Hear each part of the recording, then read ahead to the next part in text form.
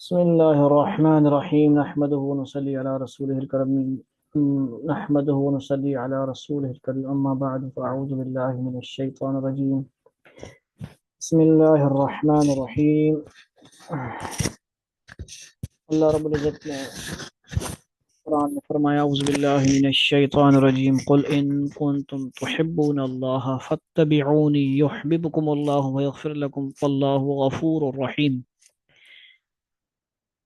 آپ صلی اللہ علیہ وسلم کہہ دیجئے کہ اگر تم اللہ سے محبت کرنا چاہتے ہو تو میری اتباع کرو، یعنی حضور صلی اللہ علیہ وسلم کو فرمایا جا رہا ہے کہ آپ کہیں کہ میری اتباع کرو تو اللہ تعالیٰ تم سے محبت کرنے لگیں گے اور اللہ تعالیٰ تمہارے سب گناہوں کو معاف فرما دیں گے۔ اللہ رب العزت نے اس آیت میں کیا فرمایا جی؟ حضور صلی اللہ علیہ وسلم کی سنت پر چلنے کا، پیروی کرنے کا حکم ارشاد فرمایا۔ محبت، اللہ سے محبت کرنا چاہتے ہیں تو اس کا نسخہ بتایا۔ اسی سلسلے میں حضور صلی اللہ علیہ وسلم کے اخلاق و عادات، آپ صلی اللہ علیہ وسلم کی سنتوں کے بارے میں مختلف کتابیں لکھی گئی ہیں۔ اس میں شمائل ترمذی ہیں، خصائل ترمذی ہیں، اسوہ رسول ہیں۔ آج جو ہمارے سامنے کتاب ہے سنت حبیب صلی اللہ علیہ وسلم، حضرت صاحبزادہ پیر عبد القدوس، یہ جو مولانا پیر غلام حبیب نقشبندی مجددی ہیں ان کے بیٹے، اور پسند فرمودہ یار ہمارے مولانا حافظ پیر ذوالفقار احمد نقشبندی دامت برکاتہ العالیہ عالیہ کی پسند فرمودہ ہے، یعنی کتاب ہے۔ تو اس میں ہم دیکھیں گے اہمیت، اللہ رب العزت نے اس کائنات کے خالق حقیقی ہیں، اور کیونکہ فعل الحکیم لا بخلو یخلو، خالق سے یخلو عن الحکمہ، دانا کا کوئی بھی عمل حکمت سے خالی نہیں ہوتا، بس اللہ تعالیٰ کی تخلیق کلی طور پر با مقصد ہے۔ ٹھیک ہے جی۔ اور مخلوق خدا میں انسان جیسے اپنی خلقت کے اعتبار سے افضل اور مرتبے کے لحاظ سے اشرف و کرم ہے، ویسے ہی اس کی تخلیق کا مقصد بھی سب سے اعلیٰ ہے، جیسے اللہ رب العزت نے قرآن کریم میں صراحتاً بیان فرمایا ہے سورہ زاریات 56 آیت میں، اعوذ باللہ من الشیطان الرجیم وما خلقت الجن والانس الا ليعبدون۔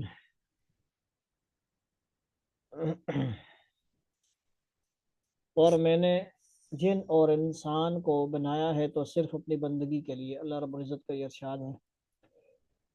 اللہ تعالیٰ نے معدنیات، نباتات اور حیوانات سب کو انسان کی خدمت پر معمور فرمایا، اور اپنی سب سے محبوب مخلوق حضرت انسان کو ایکسٹرا آ گیا ویسے ہی انسان کو، سب کو انسان کی خدمت پر معمور فرمایا، اور اپنی سب سے محبوب مخلوق حضرت انسان کو اپنے حکموں کی تعمیل پر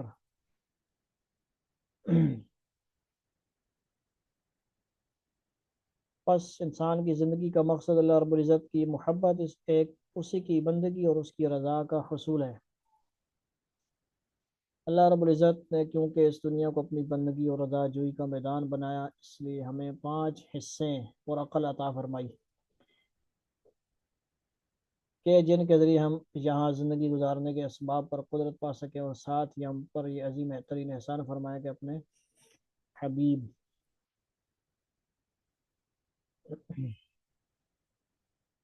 صلی اللہ علیہ وسلم کے ذریعے ہم پر مقصود تک پہنچنے کا طریقہ بھی کھول دیا، کہ ہم آپ صلی اللہ علیہ وسلم کے قلب اطہر پر اپنے قرآن کو نازل فرمایا، اور اب آپ صلی اللہ علیہ وسلم کے ذریعے اقوال اور پاکیزہ افعال کو ہمارے لیے ہدایت اور حکمت کا سر چشمہ بنایا۔ یہ اللہ رب العزت کا ایسا احسان ہے کہ جسے دنیا بھر کی نعمتیں دے کر بھلا دینے والے رب نے بھی جتلایا۔ دنیا بھر کی نعمتیں دے کر بھلا دینے والے رب نے بھی جتلایا، جب قرآن کریم ارشاد فرمایا اعوذ باللہ من الشیطان الرجیم لقد من الله على المؤمنين إذ بعث فيهم رسولا من أنفسهم يتلو عليهم آياته ويزكيهم ويعلمهم الكتاب والحكمة وإن كانوا من قبل لفي ضلال مبين۔ اللہ رب العزت نے یعنی اس احسان کو جتلایا ہے، اوپر کہہ رہے ہیں بھلا دینے والے رب، یعنی باقی اللہ نے جو بھی احسان کیے، بہت کچھ دیا، سب کچھ کیا ہے جی اس اللہ تعالیٰ نے بھلا دیا، یعنی اس کا احسان نہیں جتلایا، لیکن یہ احسان ایسا ہے کہ اللہ نے ایمان والوں پر احسان کیا ہے جو انہی میں سے رسول بھیجا ان پر، اس کی آیتیں پڑھتا ہے اور انہیں پاک کرتا ہے اور انہیں کتاب اور دانش سکھاتا ہے، اگرچہ وہ اس سے پہلے صریح گمراہی میں تھے۔ اب یہ دیکھیں، وَيُزَكِّيهِمْ جو آتا ہے پاک کرتا ہے، تو یہ پاک کرنا کیا ہے جی؟ اس سے لوگوں کو سمجھنا چاہیے، صرف ایک ہی معنی نہیں ہوگا۔ پاک کرنا کیا ہوتا ہے؟ گناہوں سے پاک کرتا ہے، باطن کی صفائی کرتا ہے، دل کی صفائی کرتا ہے، دل کو منور کرتا ہے، ٹھیک ہے جی۔ اور دل سے جو ریلیٹڈ جو حصے ہیں، جس طرح پیچھے بیان کی گئی حصے ہیں 5، کون کون سی ہیں جی؟ بولنا، سننا، سونگنا، کیا سوچنا، پتہ نہیں، یہ 5 جو بھی ہیں ظاہری طور پہ۔ اسی طرح باقی جو حصے ہیں یا جو لطائف ہیں وہ بھی اللہ نے دیے ہیں، نعمتیں دی ہیں، وہ باطنی طور پہ، خفیہ طور پہ وہ بھی اللہ تعالیٰ نے دی ہیں۔ اس کے ذریعے سے بھی اللہ کو یاد کرنا، پہچاننا ضروری ہے اور بہت فائدہ مند ہے۔ اور انہیں پاک کرتا ہے اور انہیں کتاب اور دانش سکھاتا ہے، حکمت یعنی سنت، اپنی سنت سکھاتا ہے، حدیث سکھاتا ہے، اگرچہ وہ اس سے پہلے صریح گمراہی میں تھے۔ کیسے تھے جی؟ کچھ لوگ خانہ کعبہ کا طواف کیا کرتے تھے؟ بغیر کپڑوں کے کرتے تھے۔ رات کو عورتیں بغیر کپڑوں کے، دن کو مرد بغیر یعنی کپڑوں کے طواف کر رہے ہیں، ایک دوسرے کے کھوپڑیوں میں شراب پی جا رہی ہے، ایک دوسرے کے کھیتوں میں کوئی جانور گیا تو کیا ہو گیا جی؟ لڑائی شروع ہو گئی، سالوں سالوں نسلوں تک لڑائی جاتی تھی۔ ایسے تھے لفی ضلال مبین، ٹھیک ہے جی۔ پھر آپ آئے تو کیا ہو گیا؟ تبدیلی آ گئی۔ اللہ رب العزت نے قرآن کریم میں جب بھی اپنی اطاعت کا حکم فرمایا، ساتھ ہی نبی صلی اللہ علیہ وسلم کی اطاعت، اتباع کو بھی مومنوں کے لیے لازم قرار دیا اور حصول مقصد میں کامیابی کو دونوں پر منحصر فرمایا۔ وَمَن يُطِعِ اللَّهَ وَرَسُولَهُ، اعوذ باللہ من الشیطان الرجیم، وَمَن يُطِعِ اللَّهَ وَرَسُولَهُ فَقَدْ فَازَ فَوْزًا عَظِيمًا۔ کیا فرمایا جا رہا ہے جی؟ اور جس نے اللہ اور اس کے رسول کا کہنا مانا، سو اس نے بڑی کامیابی حاصل کی۔ کیا کی؟ بڑی کامیابی۔ ہم کہتے ہیں نہیں جی، نہیں، سارا کچھ حاصل ہو جائے دنیا میں ہی بس سب کامیابی ہوگی، اللہ تعالیٰ اس کو کامیابی فرما رہے ہیں۔ دوسری جگہ اللہ نے کامیابی کیا فرمایا، آگے پتہ نہیں آئے گا کہ نہیں، کہ فمن زحزح عن النار وادخل الجنت فقد فاز، جو جنت جہنم سے بچایا گیا، جنت میں داخل ہو گیا، وہی کامیاب ہے۔ اور یہاں پہ بھی کیا کامیابی؟ اللہ رسول کی اطاعت والا کامیاب ہے، جس نے اللہ اور اس کے رسول کا کہنا مانا تو اس نے بڑی کامیابی حاصل کی۔ امام مالک رحمۃ اللہ فرماتے ہیں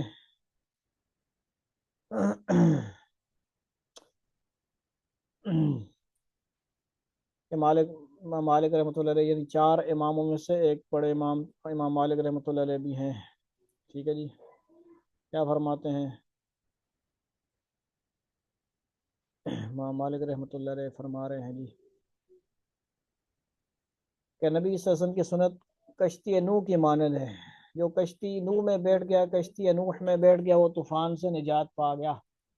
اور جو کوئی سنت کی کشتی میں بیٹھ گیا، سبحان اللہ، کتنی بڑی بات ہے، عظیم بات۔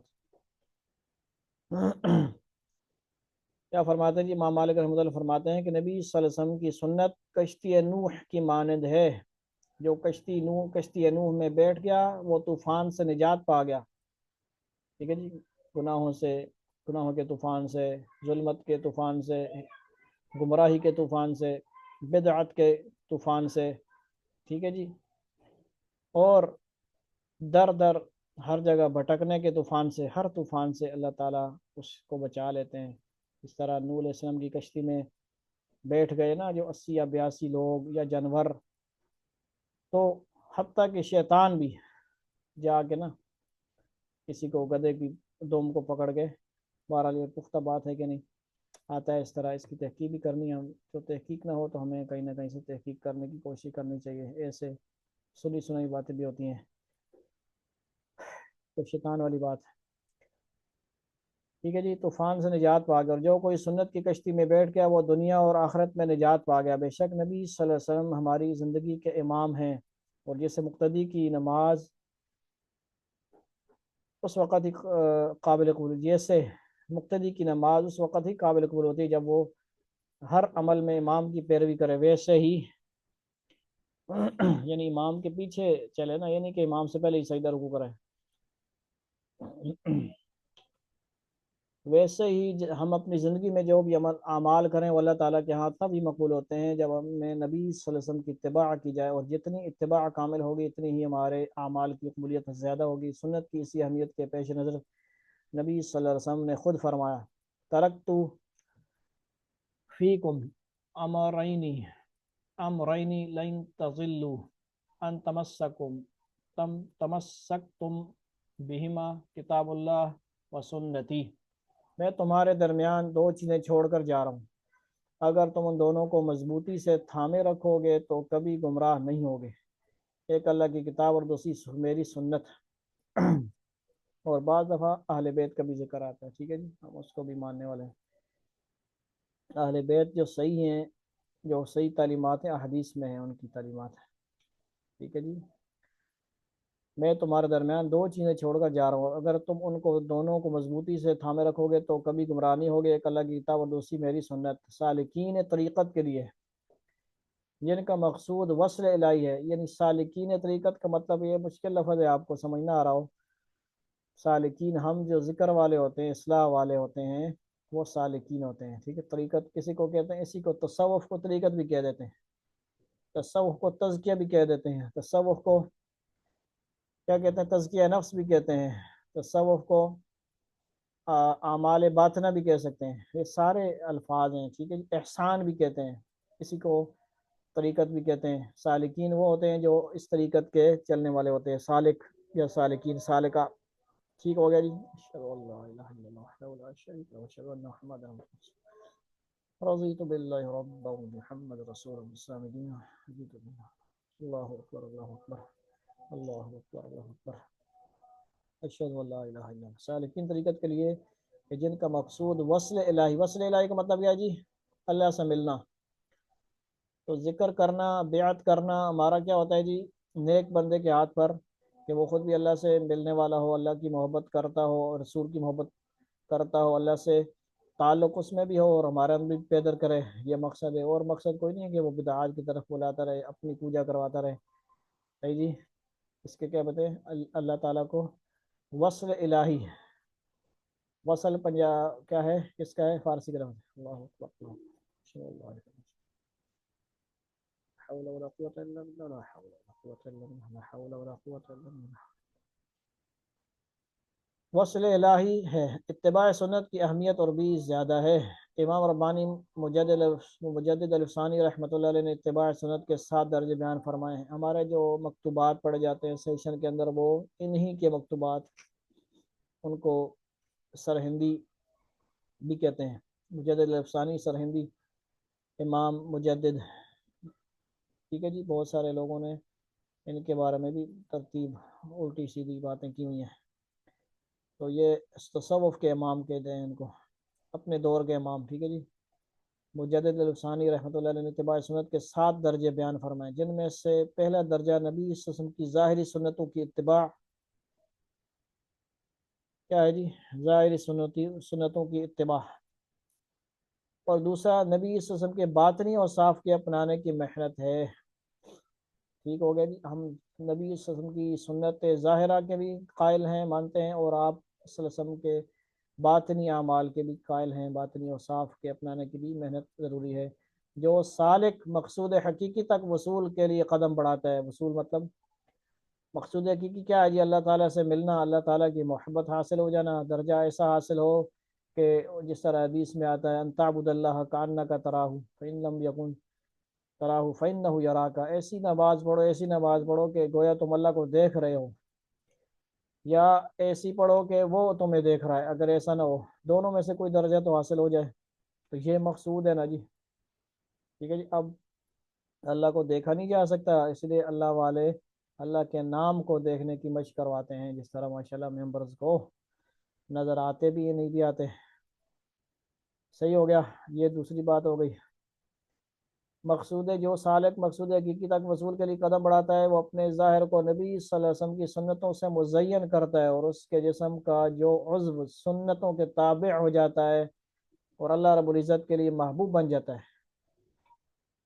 ٹھیک ہے، جسم کیا مطلب؟ جسم پہ کپڑے ہیں، لباس ہے، سنت کے مطابق ہو۔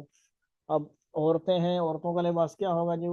وہ جو صحابیات کا، نبن جو ہے نبی صلی اللہ علیہ وسلم کی بنات کا، نبی کی بیٹیوں کا، ازواج مطہرات کا لباس وہی سنت ہوگا، اور مردوں کے لیے حضور سے جو لباس ثابت ہے وہ ثابت ہے، وہ ان کو پہننا چاہیے۔ ٹھیک ہو گیا۔ سالک تصفیہ قلب اور تزکیہ نفس کی محنت سے اپنے باطن کو خباثتوں سے پاک کرتا ہے۔ سالک تصفیہ قلب، یہ قلب کو صاف کرنا ہی اس کا مطلب سمجھنا، آسان لفظ میں اگر کسی کو سمجھ نہ آ رہا ہو، تصفیہ قلب دل کو صاف کرنا۔ دل گندا ہو جاتا ہے گناہوں سے دنیا کی ماحول سے رہ کر، اور تزکیہ نفس پھر وہی بات، نفس کو پاک کرنا اس کا مطلب ہو گیا۔ نفس کیا ہے جی؟ نفس ہمارے ساتھ شیطان سے بھی بڑا دشمن ہے ہمارا، وہی نفس ہمارا بھی بن جاتا ہے، قرآن میں ہے، وہی نفس لوامہ بنتا ہے کسی کا، پھر نفس مطمئنہ بنتا ہے۔ اب جو ذکر کے ان کیفیات کے انکار کریں گے، پھر وہ نفس ہمارا، نفس لوامہ، نفس مطمئنہ کا انکار کیسے کریں گے؟ وہ پھر بتائیں نا، پھر یہ کون سے نفس ہیں؟ ٹھیک ہے جی، نفس کو کیسے پاک کیا جائے گا؟ نفس کو ڈنڈا مارنا پڑے گا، ڈنڈے سے وہ صحیح ہوگا یا کیا ہوگا؟ اعمال سے صحیح ہوگا، مشق کرنے سے، اللہ اللہ کرنے سے، ضربے لگانے سے، لطائف کو ایکٹیو کرنے سے، لطائف کے اندر جان لانے سے، آنے سے حرکت پیدا ہوتی ہے، اللہ والوں سے مل کر، اللہ والوں کی جو ان کے پاس امانتیں ہوتی ہیں وہاں سے یہ چراغ جلتے ہیں، لائٹ جلتی ہے، چارجنگ ہوتی ہے، لطائف میں جان آتی ہے۔ پھر لطائف کا مقصد پھر روح کو پاک کرنا ہوتا ہے نا، باطن کو، نفس کو مارنا اور نفس مطمئنہ کو بنانا۔ تزکیہ نفس کی محنت سے اپنے باطن کو خباثتوں سے پاک کرتا ہے۔ خباثتیں کیا ہے؟ سارے گناہ خباثتیں ہیں، ٹھیک ہے جی، برے اعمال، برے اخلاق خباثتوں سے پاک کرتا ہے، اور اپنے قلب کو ذکر الہی سے منور کرتا ہے، تاکہ اس کے باطن کو نبی علیہ السلام یا نبی صلی اللہ علیہ وسلم کے باطن سے مشابہت نصیب ہو جائے۔ اس محنت سے وہ محبوب حقیقی سے اپنی محبت ثابت کرتا ہے، اور محبت کے امتحان میں کامیابی پا کر اللہ کی محبت اپنی طرف متوجہ کر لیتا ہے، جیسے کہ اللہ تعالیٰ قرآن کریم میں اپنے حبیب صلی اللہ علیہ وسلم سے مخاطب ہو کر فرماتے ہیں۔ پہلی آیت جو میں نے سب سے پہلے تو فرمائی تھی، اعوذ باللہ من الشیطان الرجیم، قل ان کنتم تحبون اللہ فاتبعونی یحببکم اللہ ویغفر لکم ذنوبکم واللہ غفور الرحیم۔ کہہ دو، کون کہہ دے؟ نبی صلی اللہ علیہ وسلم آپ کہہ دیجئے، کہہ دو اگر تم اللہ کی محبت رکھتے ہو تو میری تابع داری کرو، تاکہ تم سے اللہ محبت کرے۔ نبی صلی اللہ علیہ وسلم کیوں سامنے ہے نا؟ اللہ تو سامنے نہیں ہے، نہ دکھائی دے گا دنیا میں، ٹھیک ہے جی، مطلب صحیح اس طرح اللہ ہے پاسبل ہے ہی نہیں ہے، اللہ نے یہ رکھا ہی نہیں ہے کسی کو دکھانا، اللہ جنت میں ہی دیدار کرائیں گے اپنا۔ تو اللہ کی قدرتیں ہیں، اللہ کے نبی ہیں، وہ اللہ کی پسندیدہ شخصیات ہیں، ان کی تابعداری کرنا گویا اللہ سے، اللہ کی تابعداری ہوتی ہے، اللہ کی محبت کا ذریعہ ہے۔ پھر جس سے اللہ تعالیٰ محبت فرماتے ہیں، حدیث قدسی میں وارد ہوا ہے کہ حدیث قدسی آپ کو پتہ ہے جی، آپ کو پوچھے کوئی حدیث قدسی کیا ہے جی؟ ایک حدیث ہوتی ہے سمپل حدیث، جس طرح حدیث رسول ہے، اور حدیث قدسی وہ ہوتی ہے کہ الفاظ اللہ تعالیٰ کے ہوتے ہیں اور بیان کرنے والے نبی صلی اللہ علیہ وسلم ہوتے ہیں، ٹھیک ہے جی۔ ایک قرآن ہے، یہ ظاہری قرآن ہے، وحی مطلوع ہے، حدیث غیر مطلوع ہے، حدیث کے اندر پھر حدیث قدسی ہوتی ہے، اور حدیث جو عام حدیث ہوتی ہیں، ٹھیک ہو گیا۔ تو حدیث کا قدسی کا مطلب کیا ہے؟ اللہ تعالیٰ کے الفاظ ہوتے ہیں اور فرمانے والے حضور صلی اللہ علیہ وسلم ہوتے ہیں، اور جو حدیثیں ہوتی ہیں وہ ڈائریکٹ آپ صلی اللہ علیہ وسلم کے قلب پہ الہام کیا جاتا ہے، وہ آپ اپنی زبان سے ارشاد فرماتے ہیں۔ تو حدیث قدسی میں کیا ہوتا ہے آپ سنیں گے آگے، کہ میں اس کی آنکھ بن جاتا ہوں، یعنی اللہ تعالیٰ فرما رہے ہیں۔ پھر جس سے اللہ تعالیٰ محبت فرماتے ہیں تو کیا ہوتا ہے جی؟ کہ میں اس کی آنکھ بن جاتا ہوں جس سے وہ دیکھتا ہے۔ تو اس کا مطلب کیا ہوگا؟ آنکھ بن جانے کا مطلب کیا ہوگا جی؟ کہ وہ آنکھ وہی دیکھتی ہے جو اللہ چاہتا ہے، جس سے دیکھنے کا اللہ حکم دیتے ہیں اگر مرد ہے تو وہ انہی محرم رشتہ داروں کو دیکھتا ہے جن کو اللہ دیکھنے کا اس کو حکم دیا ہے، غیر محرم کو نہیں دیکھتا، یا انہی چیزوں کو دیکھتا ہے جو حلال چیزیں ہیں، حرام کو نہیں دیکھتا، ایسی فضول چیزوں کو نہیں دیکھتا۔ جس سے وہ دیکھتا ہے اس کے کان بن جاتا ہوں، جن سے وہ سنتا ہے۔ کان بن جاتا ہوں کا مطلب کیا ہے؟ کہ وہ کانوں سے وہی چیزیں سنے گا، شادی حال میں گیا، کہیں پہ بھی گیا، وہ گانے نہیں سنے گا ہر حال میں۔ اللہ کی جو ناپسندیدہ چیزیں ہیں، جو بھی گناہ کی چیزیں ہوں گی وہ نہیں سنے گا، بری باتیں، بری محفلوں میں وہ شریک نہیں ہوگا۔ یہ اس کا اللہ کا کان بن جانے کا مطلب یہ ہوا۔ میں اس کے ہاتھ بن جاتا ہوں جن سے وہ پکڑتا ہے، ہاتھ سے وہی کام کرے گا جو اللہ کی خوشنودی کے ہوں گے، اللہ کی ناراضگی کے کام، اور اس کے پاؤں بن جاتا ہوں جن سے وہ چلتا ہے۔ ٹھیک ہے جی، اللہ کے پاؤں بن جانے کا وہی مطلب کہ جہاں جائے گا اللہ کی رضا کے لیے جائے گا، اللہ کو راضی کرنے والے اعمال کی طرف جائے گا۔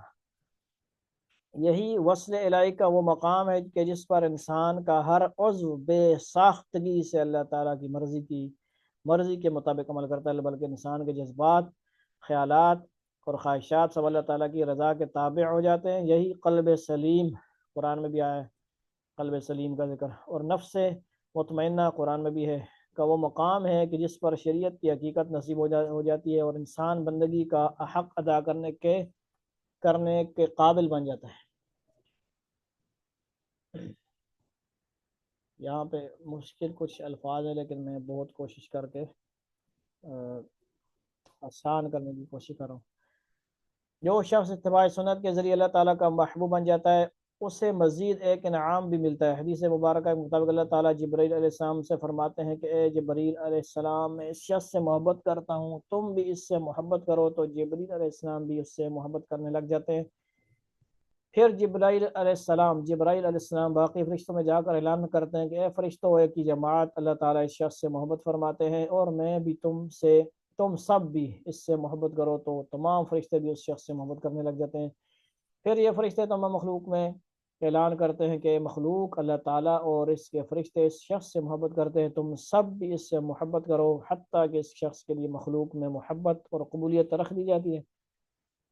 بس یہ شخص نبی صلی اللہ علیہ وسلم کی ظاہری اور باطنی سنتوں کو اپناتا ہے اور اللہ کے حبیب صلی اللہ علیہ وسلم کے ساتھ مشابہت اختیار کرتا ہے، اللہ تعالیٰ اس سے محبت فرماتے ہیں اور مخلوق کے دلوں میں اس کی محبت پیدا فرما دیتے ہیں۔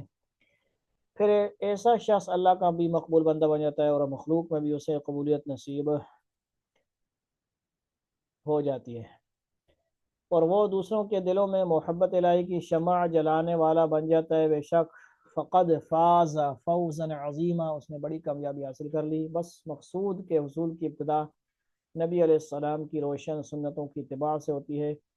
یہ وہ پہلا قدم ہے کہ جس کو اٹھانے کے بعد ہم اللہ رب العزت کے حضور یہ التجا کر سکتے ہیں، تیرے محبوب کی یا رب شباہت لے کے آیا ہوں۔ شباہت مطلب ظاہری حلیہ، سنت رسول، داڑھی، پگڑی، سنت لباس، شباہت یہ ہوتی ہے۔ حقیقت اس کو تو کر دے، میں صورت لے کے آیا ہوں، یعنی یا اللہ میں ظاہری طور پہ سنت پہ عمل کر رہا ہوں، مجھے باطنی طور پہ حقیقت میں بھی نصیب فرما دے اتباع رسول۔ ہم مشکور ہیں حضرت عبدالقدوس دامت برکاتہ، جو کہ صاحبزادے ہیں ہمارے عزیز مرشد عالم محبوب العارفین حضرت مولانا پیر حافظ غلام حبیب اللہ رحمۃ اللہ علیہ کے، انہوں نے سالکین کی آسانی کے لیے نبی صلی اللہ علیہ وسلم کی مبارک سنت اس کتاب میں ایک جگہ جمع کر دی ہیں۔ ہمارے حضرت رحمۃ اللہ علیہ نبی صلی اللہ علیہ وسلم کے عاشق صادق تھے، اور آپ نے دنیا بھر میں سفر کر کے حبیب خدا صلی اللہ علیہ وسلم کی محبت سے دلوں کو گرمایا اور اتباع سنت کی اہمیت کو اجاگر کیا، اور سالکین کے سامنے اس اتباع کاملی نمونہ پیش کیا۔ ہم دعا گو ہیں کہ ان کا یہ فیض ان کے فرزند محترم کے ذریعے جاری اور ساری رہے، اور یہ کتاب تا قیامت اللہ تک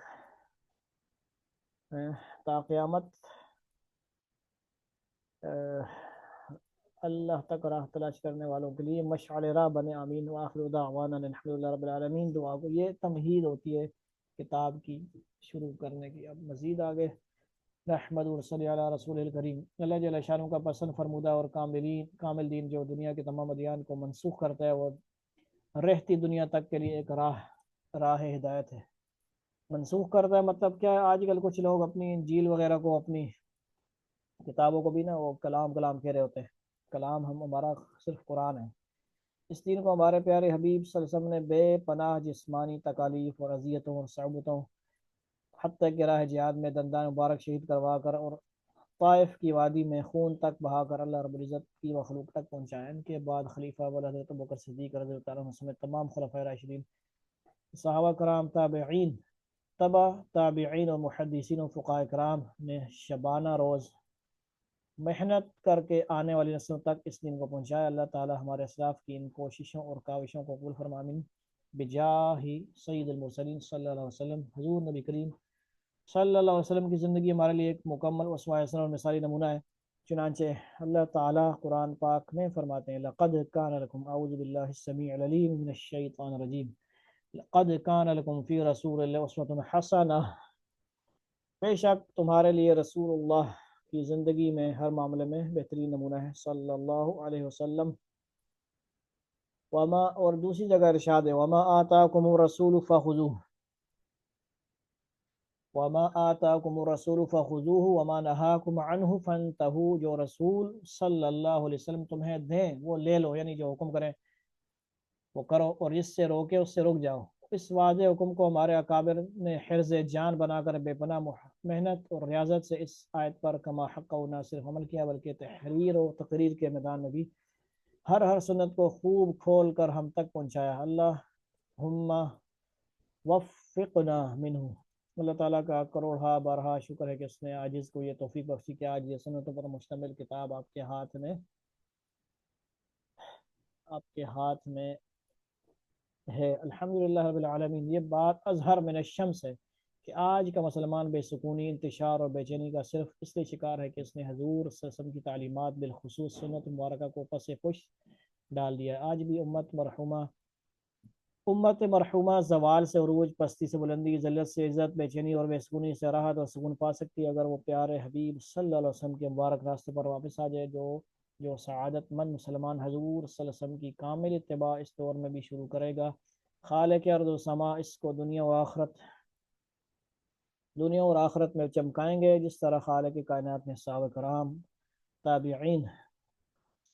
رضی اللہ عنہم اجمعین، تابعین رحمۃ اللہ علیہ اجمعین، تبع تابعین رحمۃ اللہ علیہ اجمعین، ائمہ دین رحمۃ اللہ علیہ اجمعین اور ہمارے مشائخ اعظام رحمۃ اللہ علیہ اجمعین کو چمکایا۔ چنانچہ اللہ رب العزت کا مومن سے قرآن کریم میں وعدہ ہے، وعد اللہ الذین آمنوا منکم وعملوا الصالحات لیستخلفنہم فی الارض، اعوذ باللہ من الشیطان الرجیم پڑھنا تھا، تم میں سے جو لوگ ایمان لائے ہیں اور جنہوں نے نیک اعمال کیے، اللہ تعالیٰ ان سے وعدہ فرما چکا ہے کہ انہیں ضرور زمین میں خلیفہ بنائے گا۔ اللہ رب العزت کا یہ وعدہ رہتی دنیا تک ہے۔ آج بھی اگر ہم حضور اکرم صلی اللہ علیہ وسلم کی مبارک سنتوں پر عمل کرنے کا عہد کر لیں تو دنیا اور آخرت میں فلاح و کامیابی حاصل کر سکتے ہیں۔ عاجز نے دیکھا کہ والد گرامی قدر مرشد عالم محمود العارفین حضرت خواجہ پیر غلام حبیب نقشبندی مجدد رحمۃ اللہ علیہ خانقاہ میں آنے والے سالکین کو جہاں ذکر کثیر و مراقبے کی تلقین فرماتے ہیں، وہاں حضور اکرم صلی اللہ علیہ وسلم کی مبارک سنتوں پر عمل کرنے کی بھی خوب تاکید فرماتے تھے۔ عاجز نے سالکین کی ضرورت کو مد نظر رکھتے ہوئے روزمرہ کی مبارک سنتوں کو اٹھا کرنے کی کاوش کی ہے۔ اگر زیر نظر کتاب میں کوئی غلطی اور سہو ہے تو وہ عاجز کی کمی کوتاہی کی وجہ سے غلطی پر مطلع فرما کر عند اللہ ماجور ہو، اور اس کتاب کی خوبیاں حضور نبی کریم صلی اللہ علیہ وسلم اور ہمارے مشائخ کا فیضان ہے۔ اللہ تعالیٰ ہماری درگزشوں کو معاف فرمائے اور اس کتاب کو ہم سب کے لیے روز محشر حضور نبی کریم صلی اللہ علیہ وسلم کی شفاعت کا باعث بنائے، آمین، بجاہ سید المرسلین صلی اللہ علیہ وسلم۔ قارئین کے نام سے پرزور اپیل ہے کہ اس کتاب کو دل کی آنکھوں سے پڑھنے کی کوشش کریں اور ساتھ ساتھ اپنا جائزہ لیتے رہ جائیں کہ کس کس سنت پر عمل کر رہا ہوں اور کس کس سنت کو لاپرواہی اور غفلت کی وجہ سے چھوڑ رہا ہوں۔ اس عاجز اپنے دل کے درد کو مختلف انداز سے بیان کرنے کی کوشش کی تاکہ ہر کسی کے دل میں اتباع سنت کا درد پیدا ہو جائے، یا کم از کم سنت پر عمل نہ کرنے کا شدید احساس تو ضرور پیدا ہو جائے۔ غریب شہر ہوں میں، سن تو لے میری فریاد کہ تیرے سینے میں بھی ہوں قیامتیں، آباد۔ ابھی ہمارے پاس میری نوائے غم آلود ہے متاع عزیز، جہاں میں عام نہیں دولت دل نا شاد۔ اس کو باقی انشاءاللہ ہم اگلے سیشن میں کریں گے۔ والسلام علیکم ورحمۃ اللہ وبرکاتہ۔